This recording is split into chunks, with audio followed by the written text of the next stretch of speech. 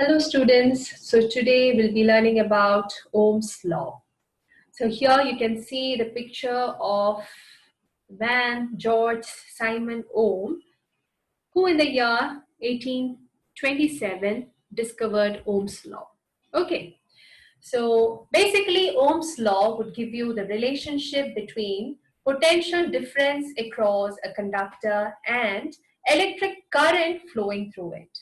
Okay, so last class we've already discussed in detail about potential difference and electric current, is it not? Okay, so before we actually begin with Ohm's law, let's recall what we have learned in our previous classes. So my first question is, what is electric current? Can anybody tell me that? Yes, you're right. Electric current is the flow of charges. If that is the case, let us consider a conducting loop like this, okay? Say a copper wire, for example. My question is whether this loop constitutes an electric current. This is a conductor, okay? So whether an electric current is flowing through this circuit. No, right. Your answer is right, but why? Because the charges are not flowing through the conductor. Conductor is made up of large number of electrons, right? And electrons, you know, they are all charged particles. So does that mean that the charges are not moving when you say that there is no electric current flowing through the circuit? Yes, you're right. Potential difference is also not applied to this particular conductor. So definitely there is no electric current. But then what is happening? Actually, in a conductor, you mean to say that there is no flow of charges. When you say there is no potential difference applied, then the charges are all standing still. Is that so? Okay, I'll make that point clear to you. Okay, so this is a conductor, no doubt. And in a conductor, all the electrons are free to move and they are all charged particles. So there are flow of charges in a conductor at any time, even if you don't apply a potential difference. Okay, if a battery is not connected to this wire too, the charges are moving. But the problem is that they are all moving in a random fashion. Here and there they'll be moving about.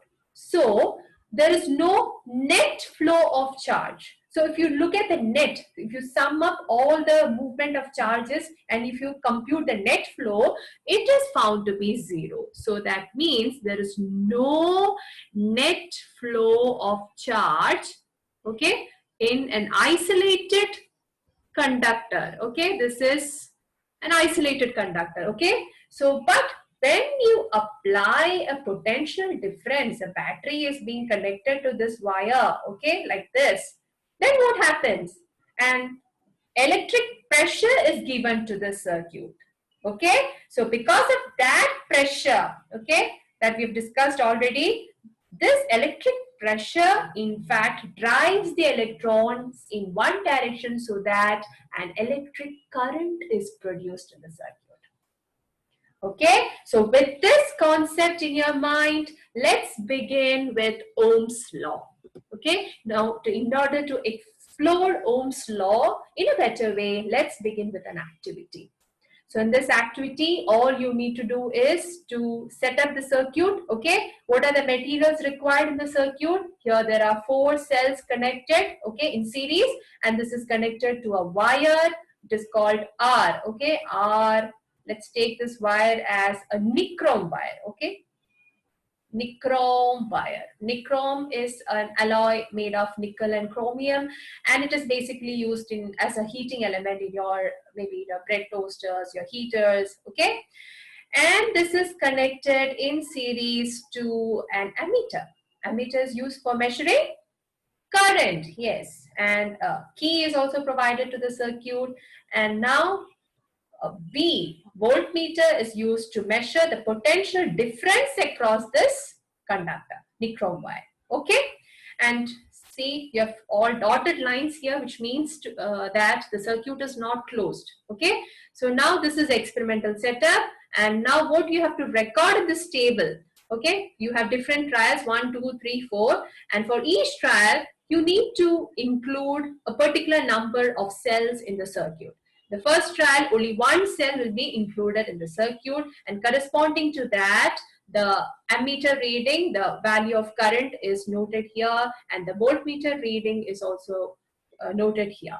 And you're supposed to compute the ratio between V and I. Okay, that is to find out the relationship between voltage and current. That's our aim. Okay.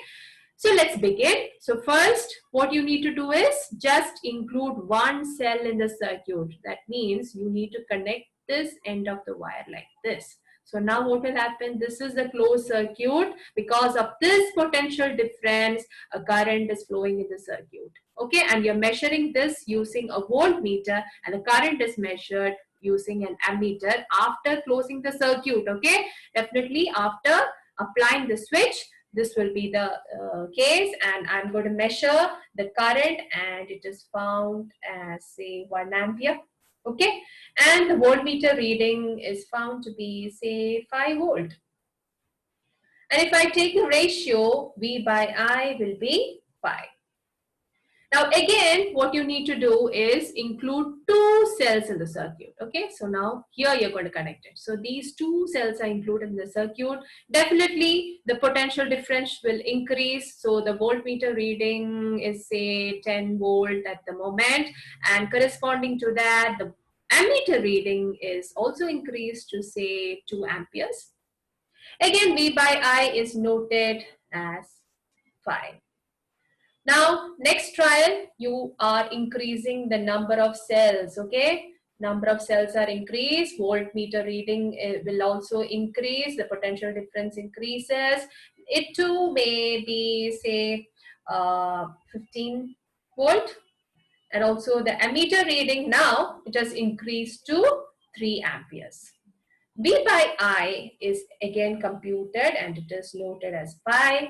Now, if you include all the cells, now this wire is connected like this, okay? Now, all these cells are included in the circuit, and again, you're repeating the experiment. You are noting the voltmeter and ammeter reading, and the ammeter reading is now showing as 4 amperes, and the voltmeter reading, the potential difference may be increased to say 20 volt. And if you look at V by I, it is again 5.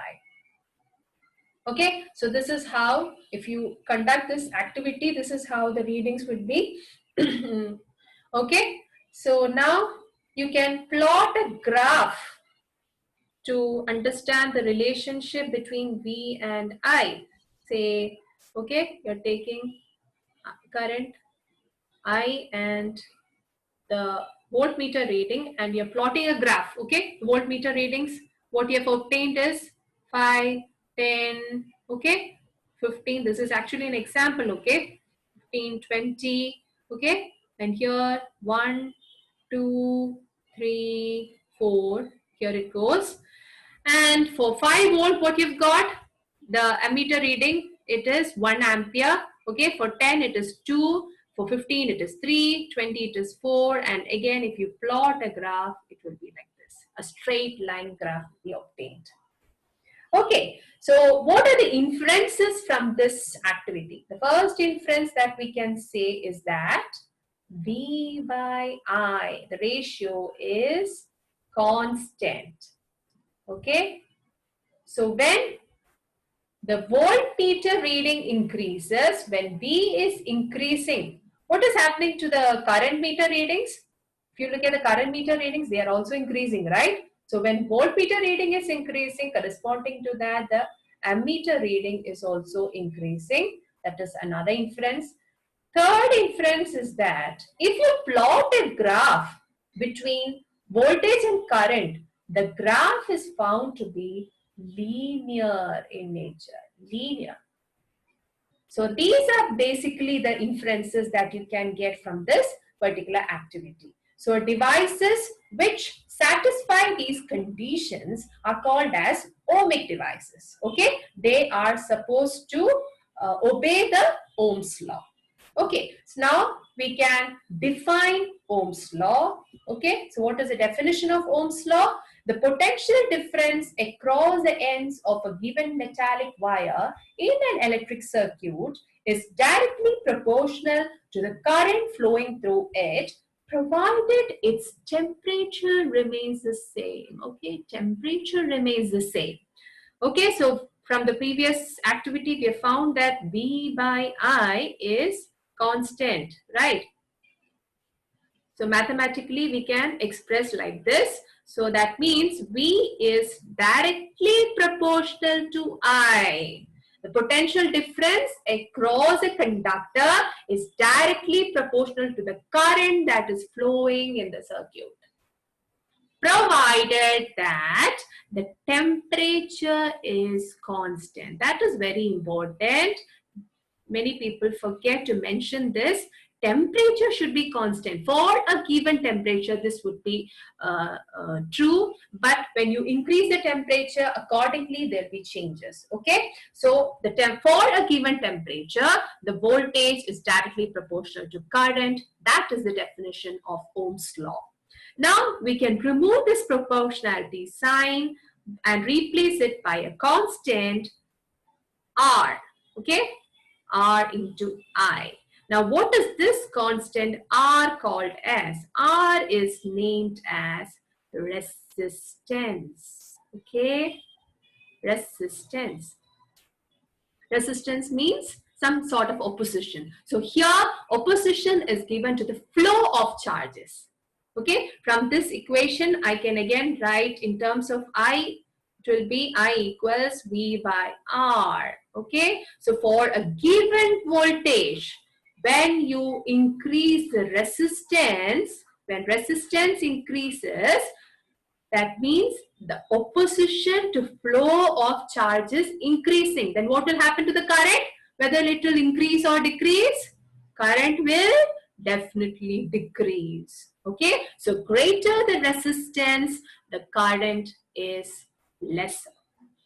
Okay, so that is what is Ohm's law. So in the next class, we'll discuss in detail about what is resistance and what are the different factors on which the resistance depends on. Okay, so thank you for your patient listening. So if you have any queries or any doubts, you can contact me, and also I'll be sharing with you notes related to this topic very soon. Okay, so thank you guys. Let's see you for the next class.